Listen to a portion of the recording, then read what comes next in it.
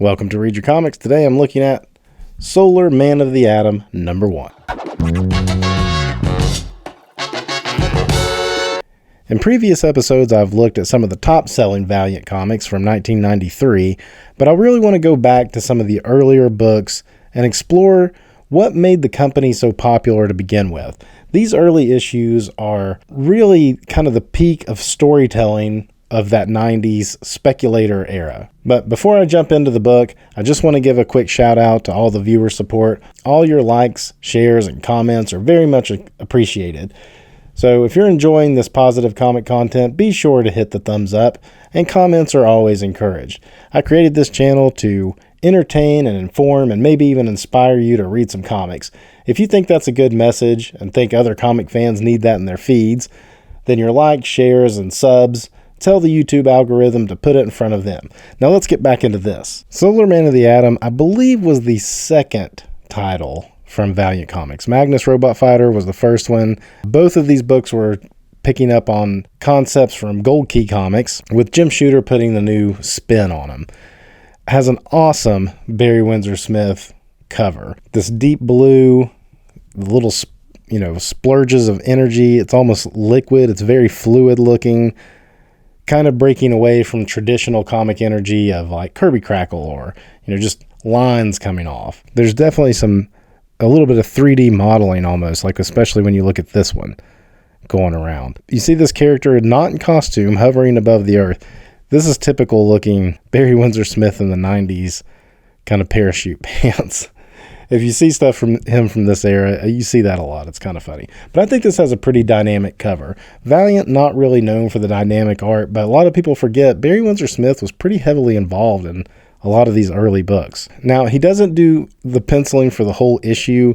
There's an insert in the middle I'm not going to spend a lot of time on because I've also got this.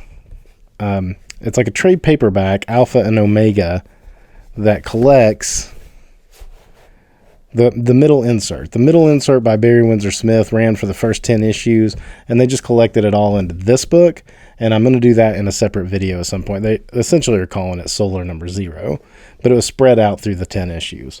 Real quick, let's look at the coloring, though. Look at the coloring difference in these. Same image. A lot more gradations in this. I don't know which one I really like better, to be honest. So let's go ahead and just jump on into the issue. One thing to notice about these Valiant books is they don't put the credits in the front.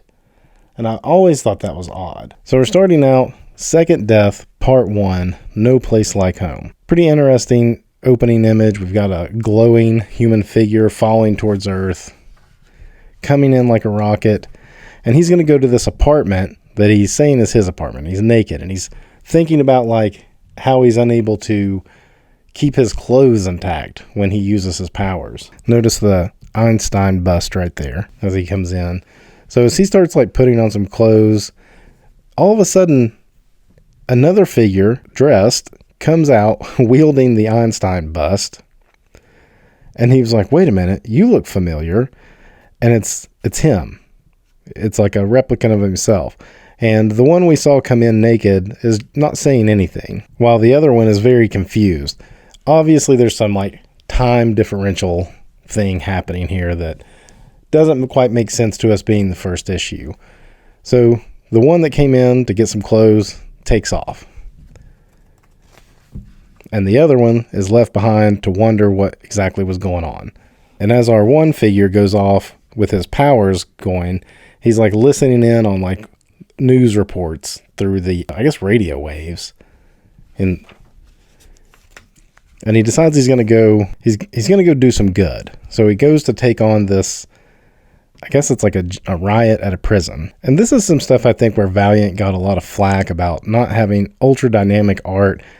If you'll notice, the layouts are very static, very gridded.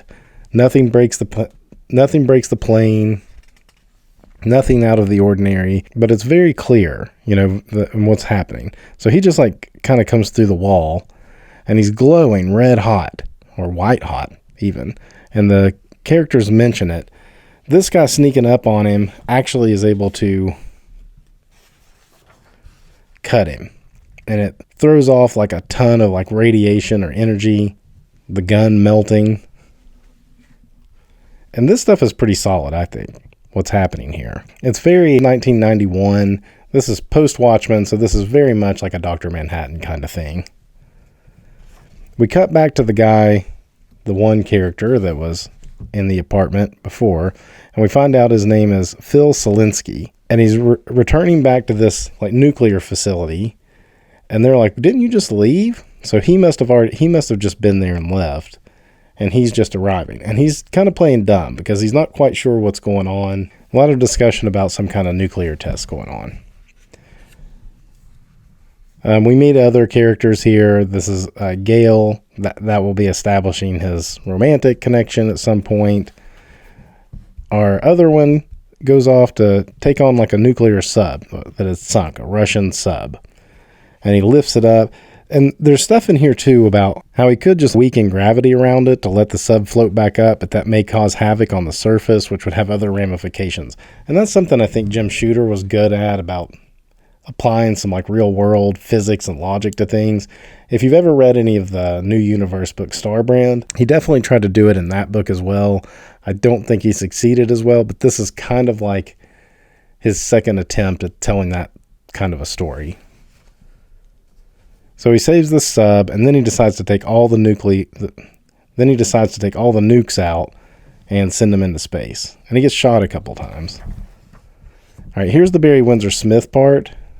And this part is significantly like on heavier stock. It's not glossy. Like not this page, but this page. It's like noticeably heavier. It's more yellowed too. So even though it's like heavier stock, it's definitely not more archival than the other pages. If you get all 10 issues, this goes into like a huge comic panel that is gigantic. I mean, they said it was the world's largest comic panel. It's basically just like a whole, not the whole city, but like probably about 10 blocks.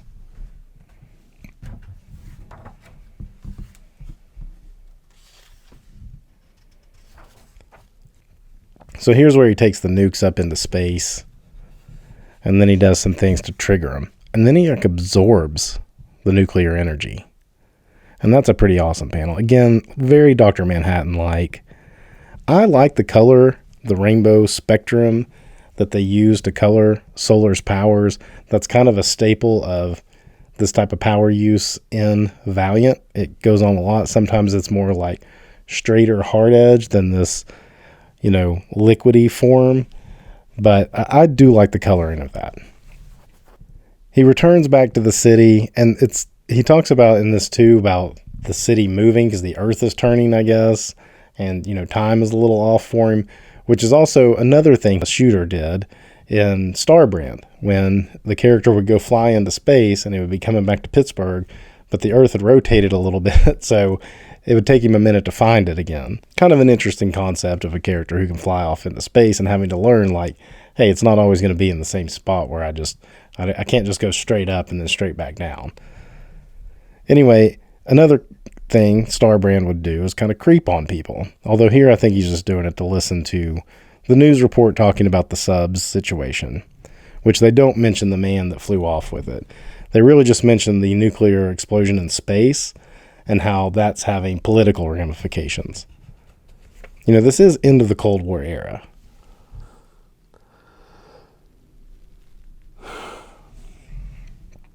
Back at the lab, we meet Erica Pierce, Dr. Erica Pierce, who is going to play a big role in Valiant way down the line.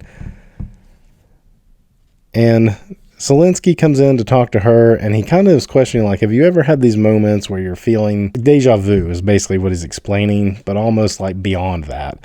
And she's like, I respect you, but if you're having these kind of issues, you don't need to be running this program right now because you're a little off the rocker. And he's like, no, I'm just speaking hypothetically. And then these last couple pages we're going to call him our future Phil Seleski, is on the street.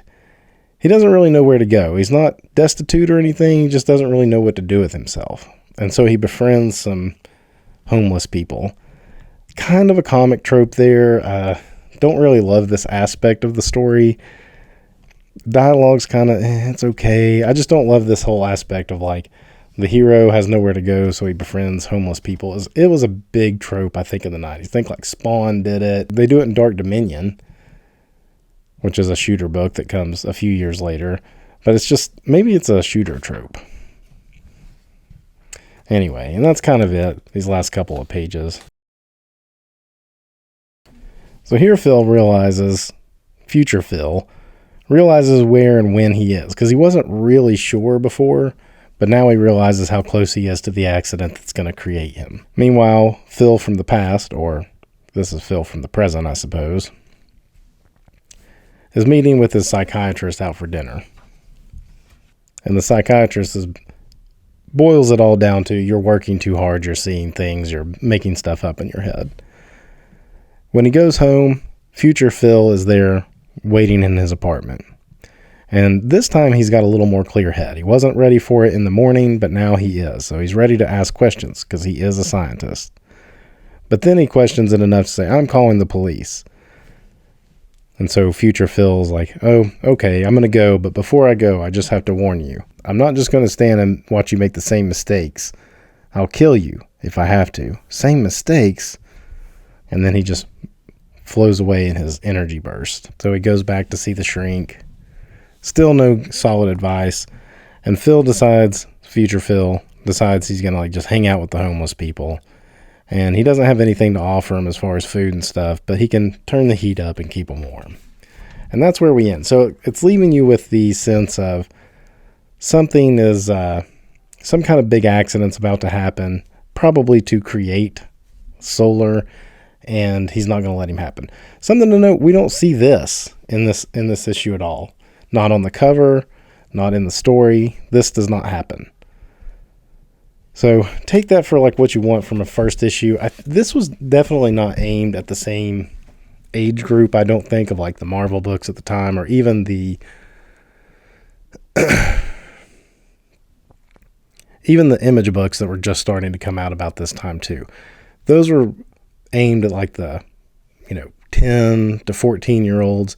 This, I think, was aimed more at like the 20-year-olds, 22s and up. It's definitely not something that I jumped on right away. I kind of came on to Valiant a little closer to Unity, and then learned about some of this earlier stuff later. And I love it. I really do. I love the early Valiant stuff. I think after Unity and Jim Shooter gets kicked off, it gets pretty wonky pretty fast because it just tries to keep up with the ballooning comic book market of the time. But this early stuff, it's great. It's really good comics. Not flashy, but really great. Until next time, read your comics.